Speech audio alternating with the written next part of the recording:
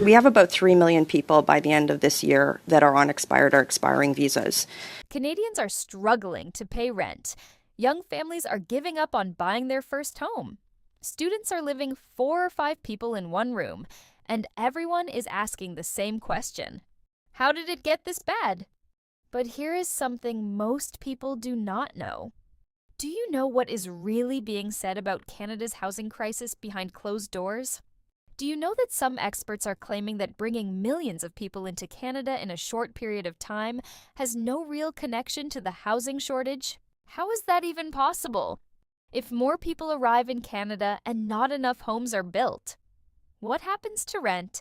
What happens to house prices? What happens to your monthly bills? Are Canadians being given the full picture? Or is something important being downplayed while you deal with inflation, high taxes, and a cost of living that keeps going up? In this video, you will see how Michelle Rempel Garner pushes hard for answers. You can hear the doubt in her tone. She does not accept a simple response. She repeats the question, trying to make it clear for every Canadian watching. And the response she receives may leave you thinking. If you care about your rent, your mortgage, your family's future, and where Canada is heading, do not skip this video. Because what you are about to hear could change how you see the entire housing debate in Canada. If 3 million people don't leave, how many people should the government be bringing in on temporary resident visas? And next, you will hear how Michelle Rempel Garner speaks with a tone that many Canadians can relate to: direct, firm, and visibly concerned. Michelle Rempel Garner questions Gauri Srinivasan, who is a housing policy expert and represents a national housing advocacy organization. She is invited to give her professional opinion on Canada's housing crisis. Michelle Rempel Garner goes back to a statement Gauri Srinivasan made earlier. She asked her very clearly, is there really no connection between rapid immigration growth in the last few years and the drop in available housing supply? Gauri Srinivasan responds that there is little to no correlation. She says the main causes of high housing costs are other factors, not just population growth. But think about this. Millions of new people arrived in Canada. At the same time, many cities were already facing a shortage of homes. Rent prices went up. Home prices went up. Cost of living went up. So the question is simple. If rapid population growth did not impact housing, then what did? And if it did impact housing, why are many Canadians feeling like this connection is being downplayed? This is important for you because it affects your rent, your taxes, your ability to buy a home, and even how safe and stable your community feels. Watch this part carefully. Listen to the tone. Listen to the answers. And ask yourself, does this match what you are experiencing in real life? Ms. Srinivasan, I just wanted to go back to something you said earlier. You claim that there's no correlation between rapid immigration growth of the last several years and the decrease of Canada's available housing supply. Is that correct? Yes, more or less. I think they're... So you think that, like, even though we had millions of people come in, that had no impact on housing supply or prices in Canada? Can you believe that millions of people arrived in Canada, and some experts claim it did not affect housing prices or rent at all?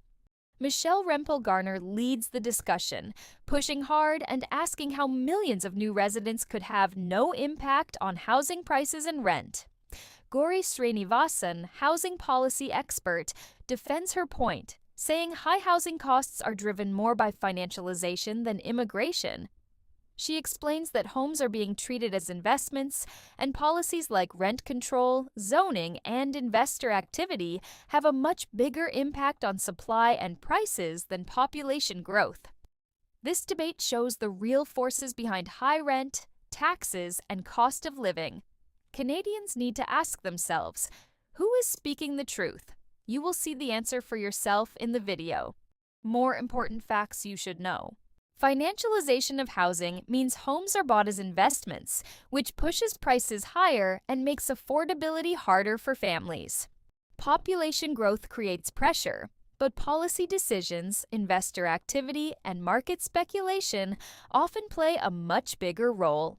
Rent control, zoning, and policy delays limit new construction, further reducing supply and increasing competition for available homes.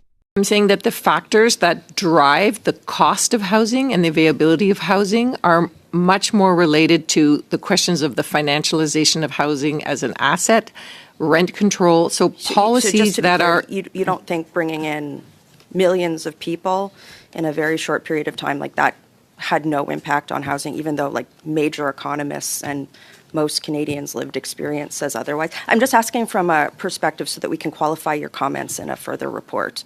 Can you believe that 3 million people in Canada have expired or expiring visas and the government is still making assumptions about them leaving?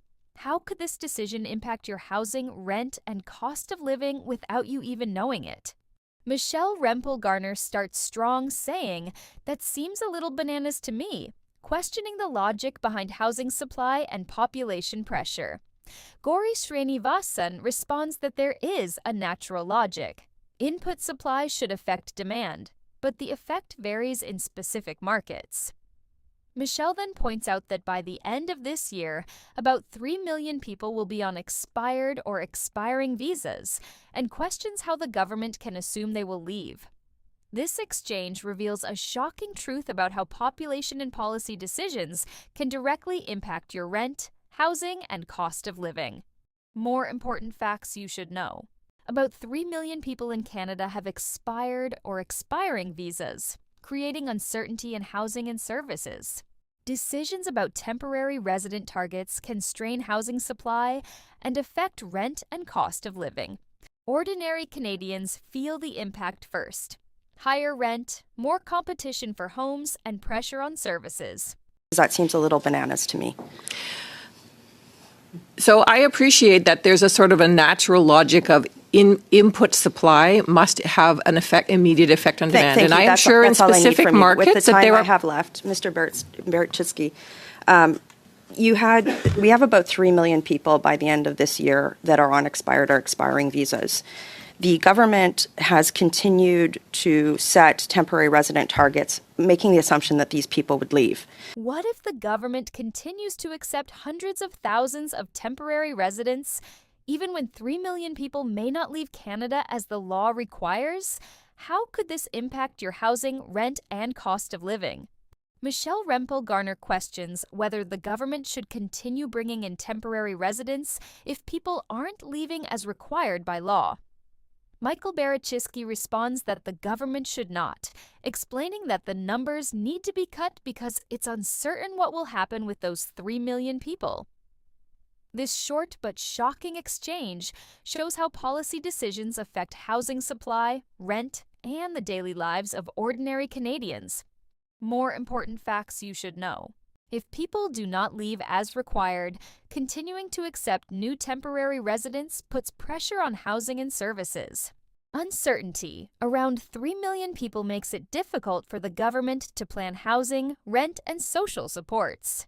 Policy decisions about temporary resident targets directly affect the cost of living and competition for homes. Ordinary Canadians feel the impact first. Higher rent, limited housing options, and more competition for resources. If these people do not leave, as the law requires them to do, should the government continue to accept hundreds of thousands of temporary residents, as they have currently outlined in their levels plan? No, the government shouldn't, and that's why we should be cutting, because we don't know what will happen with those 3 million. What if the government doesn't have a plan to make 3 million people leave Canada and still continues to bring in more temporary residents? How many more people should really be allowed in without making the problem worse? Michelle Rempel Garner questions whether the numbers of temporary residents need to drop to near negligible if the government doesn't have a plan to make 3 million people leave. Michael Berczycki responds that the numbers should drop considerably. Michelle further pushes, asking how many people should be brought in, and Michael answers, a very small number. Michelle agrees, making it clear that without a strategy, continuing to accept new temporary residents can put housing, rent, and the daily lives of Canadians under pressure. More important facts you should know.